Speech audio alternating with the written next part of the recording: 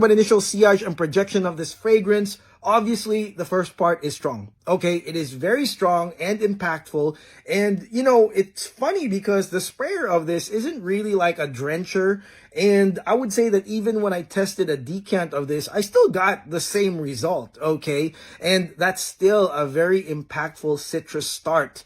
And that was pretty strong. And then eventually it became a nice lingering scent with some, of course, bitter and spicy draw-in properties, guys. But I would say it's mostly a nice lingering scent. People around you will definitely smell you with a nice scent trail. But more importantly, I feel like it's a combo of, you know, depending on when people will smell you, mood enhancing when they meet you, mood calming once we get to the mid, which really happens, I would say, seamlessly in this fragrance because it's a nice seamless transition.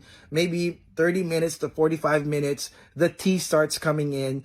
And depending on when people will smell you, it's either mood calming or mood enhancing.